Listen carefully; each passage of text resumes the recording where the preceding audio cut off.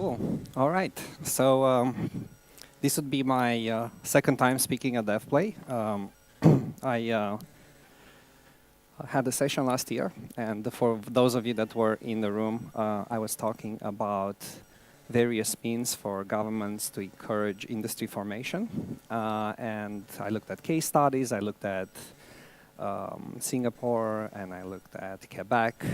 And the idea was that, we can rest the future of the industry in our hands. We can aggregate into our GDA. We can organize conferences as Dev.Play. We can lobby the government for government incentives and subsidies. But ultimately, the destiny is in our own hands. So I thought that I would continue that presentation by looking at what I called 101 concepts for game innovation. Katalin did already a pretty good job introducing me, and thanks for the shout out from Travis as well. It's a little bit undeserved. I wanted to tell you a little bit about my background and how it ties into this presentation. I started my career at Activision as a game tester. Learned the industry from the ground up. As a result, moved on to Jamdat and then EA. EA acquired Jamdat, of course. I helped establish EA Romania as a result. I was their first GM. And then moved on to Disney, where I ran product operations, and then to Samsung. And that's where I started being very much involved with innovation. At Samsung, I ran their developer program, and we stride across all the platforms that Samsung manufactures. As you know, that is an amazing range of hardware that goes from mobile phones, of course, to TVs, to Internet of Things, to VR, and the great beyond. The things that haven't yet been released, but they are certainly being developed in their laboratories. And now I am CEO of Ember. I help run this amazing agency that is based in Bucharest, that has offices in San Francisco and Los Angeles. So, why innovation? Why this topic? The tie-in to my previous presentation is that I would posit that any indie studio and even any enterprise that is trying to secure the future, to secure growth, must look as an innovation, as the main engine for that growth. And my impression, looking at studio formation in Eastern Europe generally, but in Romania in particular, is that studios generally are formed around a product concept. There's a group of very passionate people. They come up with a game design. Very often that game design is tied to their unique passion or point of hobby or some idea that they've explored in the past and they find to be very exciting. But they don't look at differentiation as a factor. They just want to create games in a particular genre that they consider to be appealing, that they consider to be perhaps to be commercially successful. And I think innovation should be one of the first criteria for them to consider when they're planning their business. And why? First of all, because funding is much easier to get by if you have an innovative idea. If you're really trying to break norms and play into what I would call a blue ocean, that's a business concept for the wide market where the games have not yet been played, if you'll allow me that pun, the funding for such ideas is easier to come by. It's easier for you to find either venture capital investment, angel fund, that would be willing to support this concept. And the second thing is that talent, really smart, ambitious people at the top of their field would be very motivated to join a company that really is trying to break the norms and to change the world in a sense. So you're far more likely to be able to attract these people if your central business idea is incredible, it's amazing, it's groundbreaking. And the third is partners. Perhaps if you innovate, your first revenue streams will come from some sort of contract or alliance or support mechanism with a much larger enterprise, right? So if you are trying to do something different, something that does not currently exist within the established tropes of the industry, these partners will come to you. They may be able to support you either through funding, through contracts, through logistics, or through promotion. And certainly we did quite a bit of that at Samsung, right? So I can tell you it's absolutely true. Samsung is constantly on the lookout for companies to partner with, and including companies in the game space. And the fourth, but probably the most important thing, is karma. You know, there's this saying with Latin roots, fortune favors the bold. If you try to change the world, if you try to push the boundaries of the medium, somehow the universe conspires to help you. And contrary to that, often when you have a very mercurial purpose, when you're simply just trying to make money, the universe conspires not to help you. So I think having this idealism and trying to do big things, you know, works to your advantage, and you know, a confluence of factors come to your aid. So these are the four things that I would say, at a philosophical level, form the basis of why you should try to innovate.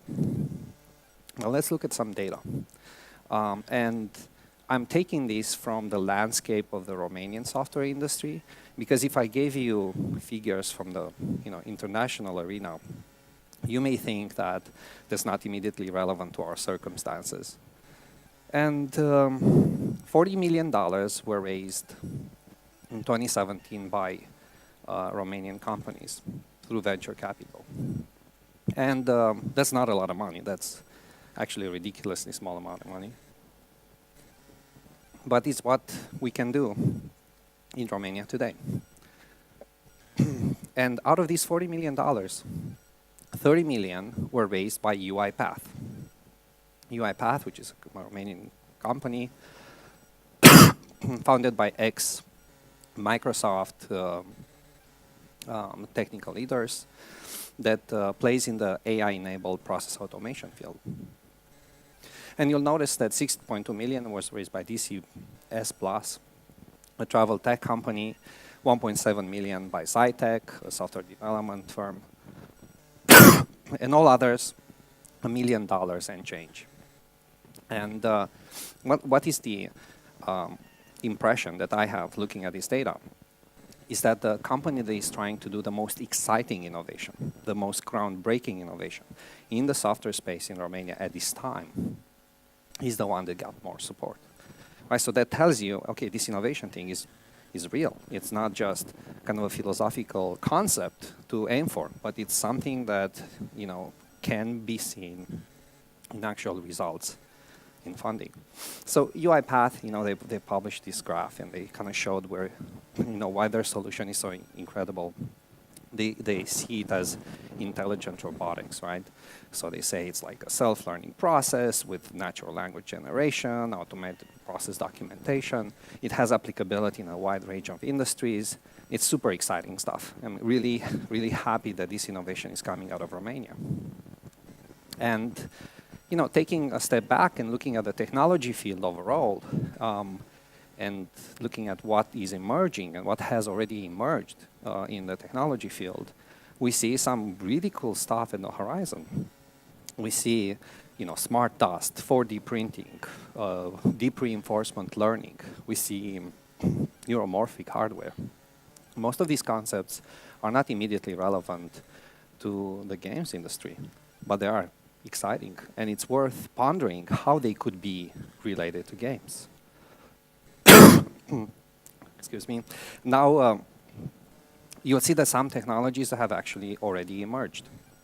We have, you know, virtual reality already well past the hype cycle and heading towards, let's say, a more stable commercialization.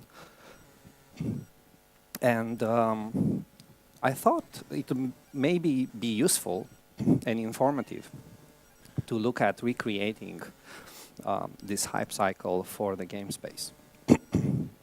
So lo and behold, I did just that. It's not, what you'll see in the next slides is not a measure of my own ideas, but actually the ideas that I've collected by talking to people in the industry and primarily talking to people in Amber about how they see the future. So please consider this as to be kind of collective work of ours. Good. And I think it's also important to mention what you will not see in this presentation, which is we will not cover emerged technology. Right? So we will not talk about virtual reality. Obviously, VR is already out there. There are so many different hardware platforms launched. I'm quite proud that, to have in Romania, partners and friends of ours like Devious Technologies that created the game Marble Land. And there's still quite a bit of excitement in that space. And I remain bullish on the long-term prospects for VR. Streamed games, again, we've had companies that were formed, some exited, some folded. It is known quantity in large measure. Wearables. Amber has created a game for the watch when the watch first launched in partnership with Glue. So we are kind of first movers on that. It was a work-for-hire contract for us, which we're really happy about because obviously that game went on to make thousands of dollars over its lifetime. And last but not least, location-based games. Still think this field is super exciting. Obviously, we have Niantic with Pokemon Go achieving tremendous success. I feel in that field, it's already very well established and well on its way to move to be a significant genre and a commercially profitable genre in the game space. All right, so let's go through a few concepts. The first one is neurogaming.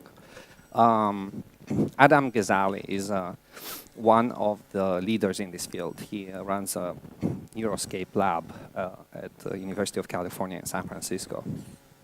And he actually formed a startup called Akili, which specializes in digital medicine, but is primarily through the use of neurogaming. So you have a game like NeuroRacer, which is designed to improve cognition in older adults. He calls that prescription gaming.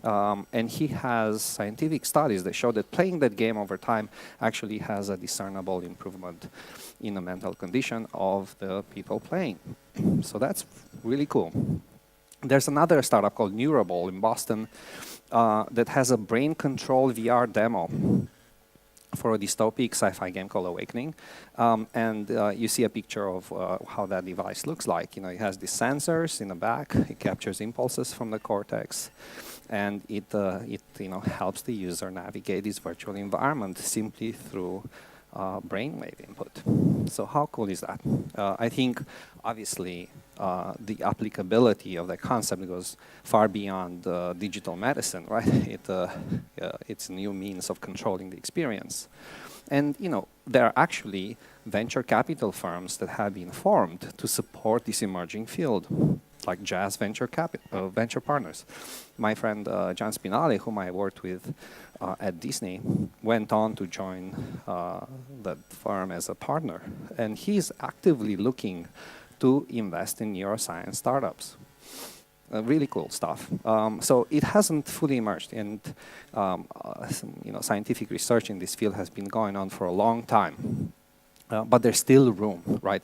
There's still room for a smart startup that comes from Eastern Europe, that comes from Romania, to come in and really play in that field and get funding and get traction, provided that we have the know-how, right? That, I think a necessary precondition for success is to have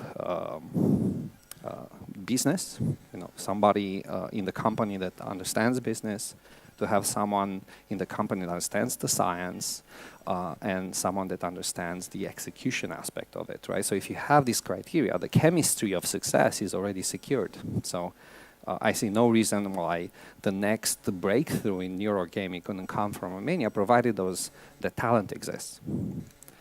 Neural networks, fancy name for AI, obviously super hot right now, and Travis touched on this as well. I will say that games are very interesting because in many ways, games have pioneered AI research. We have programmed AI for NPCs, right, for non-playing characters. We programmed AI for strategy games. The first use of AI was in the game NIM, running on Ferranti's Nimrod computer, mainframe computer in 1952. How extraordinary, how extraordinary. And obviously there are more recent applications of AI, like the Forza Drive-Atar feature, which use your neural networks to create agents in the game that mimic driving behavior. They mimic your own driving behavior.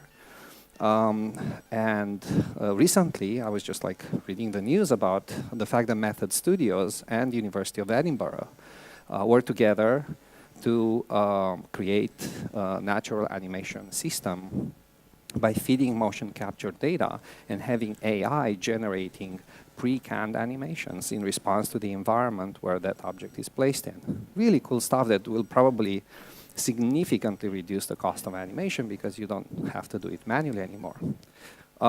Just so you know, the clock is not moving, so I have no idea when this presentation ends. I could talk for hours on this topic, so so just so you know, I'm good. I'm good. You guys may not. Another thing that is interesting too, unlimited computation in the cloud, right? I think the advent of engines in the cloud, and as Travis said, he can, his studio could disappear overnight in a cataclysm. Hopefully that won't happen, but he could spool up everything in half an hour anywhere else in the world. And Lumberyard as an engine is a means to develop in the cloud and not to keep all those components locally on local hardware. And I think once you have all the game logic in the cloud, then you can access theoretically unlimited computational power. And if you're a geek like me, you know that some of the most complex algorithms that you can imagine require that. And the ability to tap into unlimited computational power means to me and to you freedom, okay? That's freedom to do amazing things and to replicate exceptionally complex AI patterns. And deep learning as a game mechanic, NPCs responding intelligently to player input, using real-time AI, exhibiting emergent behavior. That's what I'm talking about. Personalizing the player experience. There's a lot of potential applicability to this technology. So again, if you are thinking about starting a company and you would like to do something in neural networks and you think you have the skills, I'm pretty sure there will be a lot of excitement in the broader industry in regards to your solution. Trance Reality, I really love this concept a lot. Obviously, we have a picture here, Captain Picard and Data. They're doing one of their holodeck adventures. For those of you that are kind of Star Trek fans, that's a really cool story. But look, what this means, Trance Reality, the game experiences integrated with everyday routines and social networks, like next-gen arcades, leveraging immersive VR. The Void is a prominent example of that, but there are many different interpretations of that concept. You have VR goggles, but you are running through a physical space that was configured to match the virtual experience. So it becomes much more real as a result. To some extent, location-based gaming is an example of Trance Reality as well. Pokemon Go, but before that, Ingress can establish the framework to how to do this. So again, this field has not fully emerged. It has found expression in some companies or products, but it can be further explored. And mixed reality. I mentioned to you that I'm not going to talk about VR in this presentation, but mixed reality, actually, it's a superset of VR. So, it's a continuum between the real environment and the virtual environment where you have augmented reality, something that augments a real scene. and augmented virtuality, where you introduce real elements into a virtual scene. And mixed reality is somewhere in the middle, it's that spectrum. And again, there's a long history for that in the game space. The first AR system was created by virtual fixtures. Well, it was called virtual fixtures and was created by the Armstrong Labs for the Air Forces, U.S. Air Forces. And examples of AR are obviously abound, right? Google Glass, Microsoft HoloLens, Magic Leap, which hasn't been launched, but it has generated tremendous enthusiasm and then backlash and probably enthusiasm again once it's launched. The mobile-enabled examples are like Apple ARKit, Google Tango, WorldSense, so on and so forth. TensorFlow, I think, was mentioned as well in Travis's presentation. Pokemon Go. Again, on and on. I'm droning about this because it's a great example of AR. And interesting Guns of Boom by Game Insight. And I placed this example on my presentation because I think it's relevant for our industry. Game Insight is a Lithuanian developer. They're based in Riga. And they use ARKit to create a game mode for their mobile first-person shooter game, Guns of Boom, where you can effectively look at what's happening on the map as a spectator using another tablet or mobile phone. And that image kind of shows you how that looks like. So really cool application that immediately made Game Insight stand out. So it's useful to think about these innovations, not just in the context of starting a new company, but augmenting the product experience that you've already built. Synthetic reality, I'm not sure if you've encountered this term. It's relatively new and very interesting. It was proposed by Robert Wolcott this year. And it relates to ever-evolving realities that synthesize our will and preferences, consciously or unconsciously. It means that you have an AI-enabled system that listens to you, sees what you do, tries to understand your personality, tries to respond dynamically to your emotional states, and tries to even guess what your fleeting desires may be in the future and adapts the gaming experience to that. So imagine that you are entering a world, and if you are in an aggressive state, it will transform into kind of a hack and slash experience to let you like blow off steam. And if you're in a meditative state, it will be more like flower. You will flow, right? You will just slowly move through these landscapes that are soothing. So that, to me, feels like next-gen gaming. It's a game that is not an encapsulated experience, but something that dynamically responds to you as a human being. So big idea. And alternate reality. These are actually one of my favorite books, The Magus by John Fowles. Transmedia storytelling means that the game uses the real world as a means to augment a digital interactive experience. So there have been attempts to do that in the past in the game space.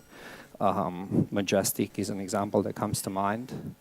And there's also a film that kind of deals with that called The Game. It will appear in my presentation again because I think that is really important.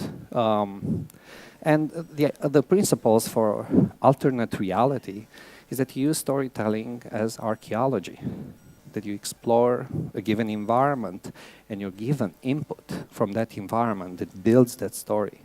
It's a platformless narrative, means that it happens dynamically through your daily life, depending on what you interact with, not constrained to a single platform. It's multi-platform, one of the platforms being the real world.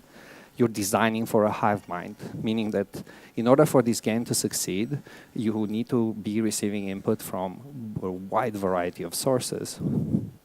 A whisper is sometimes louder than a shout, meaning that sometimes the inputs towards making the game's experience are so subtle, you will not even know that you're being influenced. Some of the ingredients are subliminal. It's not a game. It's real life in a game at the same time. Collaborative storytelling, meaning we all work together to weave our story, and it's certainly not a hoax. It's something dynamic, it's something real that actually happens to you. And a form of expressing alternate reality may be live action role playing, which is a sense of augmented reality. Let's say you have HoloLens type device. You're dressed for the part, and you're engaging in interactive theater. So, imagine a world where, you are trying to recreate Tolkien-inspired medieval fantasy, or you're trying to recreate World of Darkness. Well, the environment around you, through kind of a mixed reality device, like Magic Leap, can magically become, Middle Earth, or become a dystopic metropolis populated with vampires. The people in that game are your friends that are dressed in cosplay costumes, and you are creating your own story. Some of the elements of the story may be influenced by script, things that you say or you have to do, and others are dynamically emerging. And that's a form of gameplay. And it's already there in a very basic format, so technology can augment that experience. And then the Internet of Things offers really interesting opportunities to also augment that. Imagine you have a game that impacts your physical environment in meaningful ways.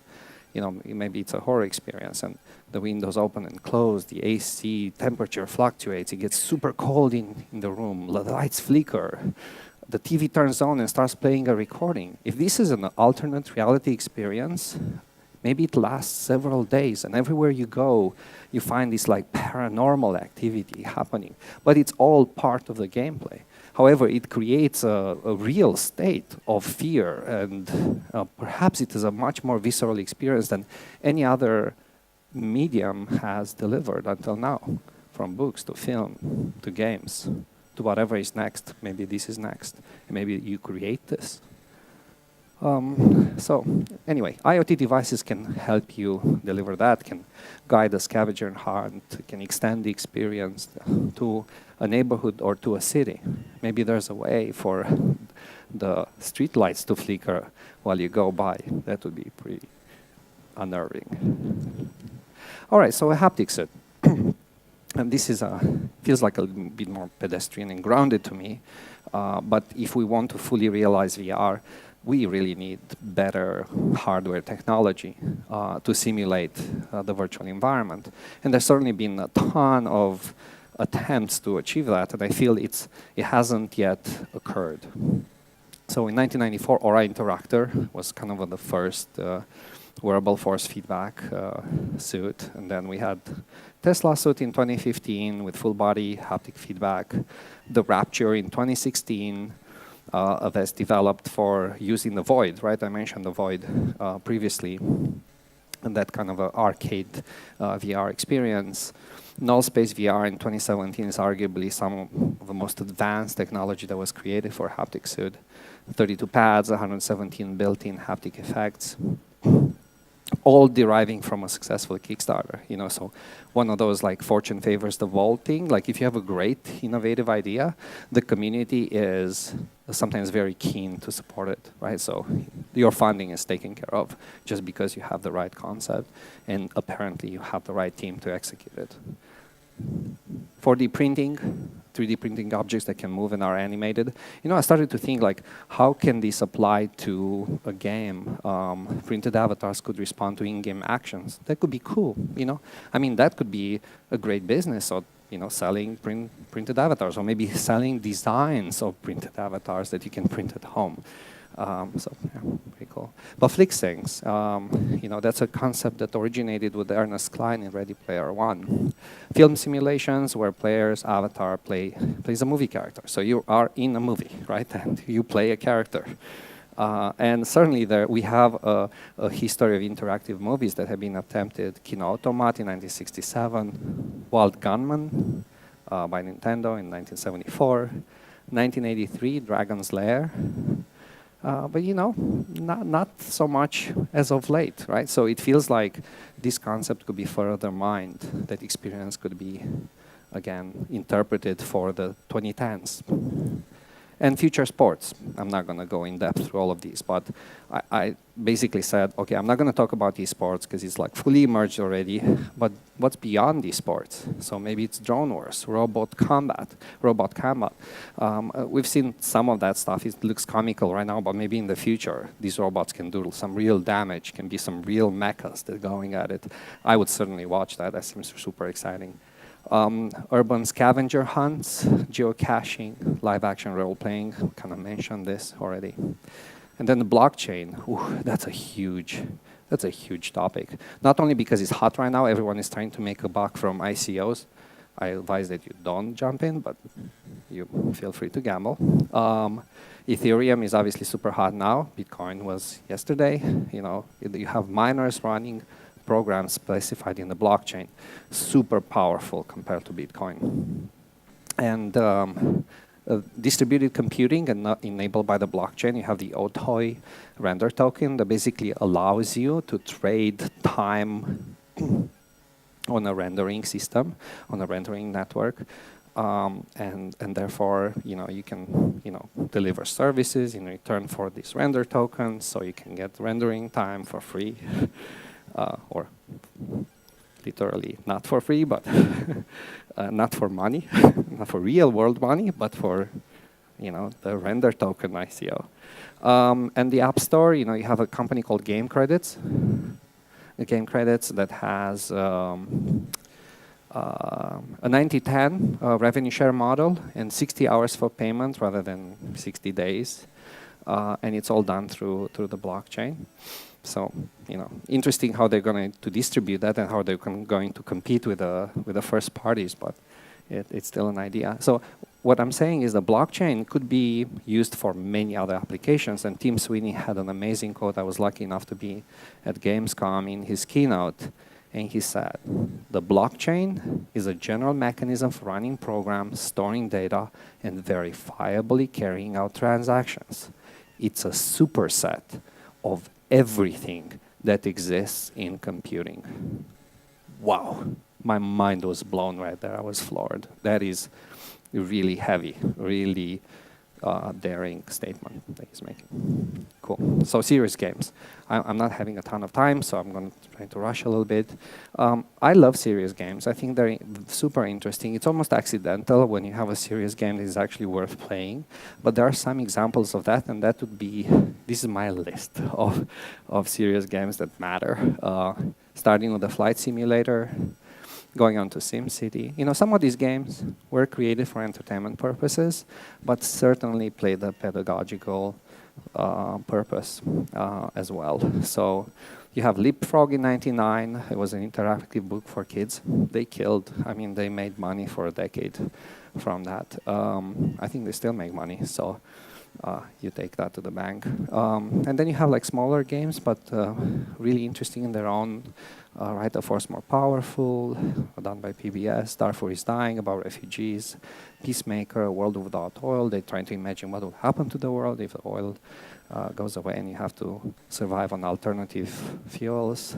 Folded, which I'll talk about in more detail in another slide. Second Life, which I'm sure you all know, MMO experience, and then Super Better in 2012. And the serious games are seriously important because they allow us to reinterpret the world. Now, in science crowdsourcing, for example, you can gamify scientific problems. University of Washington has a Center for Game Science, and they created a series of applications. You've probably all heard of Foldit, or maybe you've played it. It's about protein folding. It actually helped make breakthroughs in HIV research. Some things cannot be extrapolated through computer programs. You actually need humans to make complex arrangements of molecules. And that gives the researchers ideas to reproduce in the lab. So that's Folded. Philo, aligning DNA sequences to solve evolutionary relationships. Eterna, predicting RNA folding structures. They seem pretty geeky, you know, pretty in-depth stuff. But lo and behold, all of these games have really large communities around them. And if you can extrapolate this to other scientific problems, I'm pretty damn sure that you will find funding and you can establish a company around this. Again, the science has to be strong. Biosphere Simulation, I love this concept. Scott Humphries, who runs product development in our group in Amber, knows that this is the only game design that I ever attempted to write and never finished. So it's close to my heart. Obviously, Biosphere SimEarth came from Will Wright, a legendary designer, and Maxis. So he kind of found expression in SimEarth and Spore. SimEarth was really early and it was very basic. Spore, I felt, was too commercialized. I mean, I felt like it was a little bit too cutesy, too simplified, too essentialized. But there are examples on the other spectrum for biosphere simulations, like the integrated biosphere simulator model of the University of Wisconsin. And I'm not going to read to you all of these elements, but I can tell you that they absolutely can project what will happen to a biosphere with certain parameters in the future. Enterprise innovation, you can use your game creativity to add value to an enterprise, so that can be an amazing business that you can build, and they can offer gamification services, retention, engagement virality, feedback for some of the mobile applications, let's say, that these enterprises publish. You can create business simulation scenarios to aid in training and onboarding. You can create educational games. Massive opportunity, right? And yes, despite the challenges, despite COPPA, regulatory limitations, there is still an incredible opportunity here, right? I have some experience of that from my Disney days, helping support Club Penguin. This was a social community for children, 250 million plus users. And yes, you may say, hey, I'm too cool for this type of work, but it's very rewarding. If you have kids, you will know that it brings you great pleasure to make content that appeals to them. Intelligent tutoring like Duolingo, it's obviously great for leveraging AI for learning a language in this particular case, but you can apply it to many other things. Maybe you can craft a collaboration with Uipath and use some other technology and gamify anything. And so this one is really important to me personally. I do feel that games are relatively limited in the range of expression. And by games, I say games writ large, commercial games that really carry their weight. But there's been quite a bit of experimentation in this space, and I feel like, eventually something will emerge that will be huge, right? Exploring sexuality, which is definitely not done properly in games. Dysphoria by Ananthropy, mortality, exploring mortality, the dragon cancer, the misery of human condition in certain situations like This War of Mine by 11-Bit Studios. That's about Serbian civil war.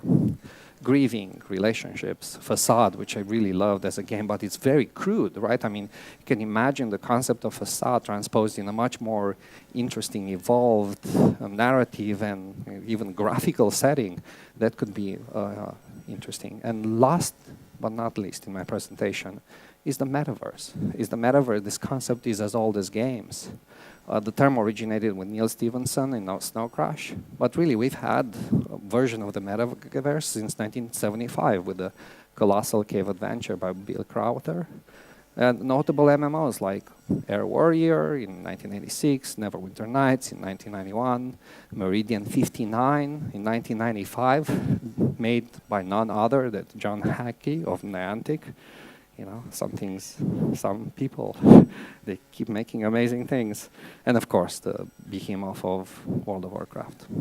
But we don't have a metaverse experience that is in any way matches the profundity, the complexity, the joy, the sadness of real life. So I see that as an amazing opportunity still, especially if you tie it into other concepts in this presentation, like the alternative reality component or AI-enabled frameworks to interact with in the game.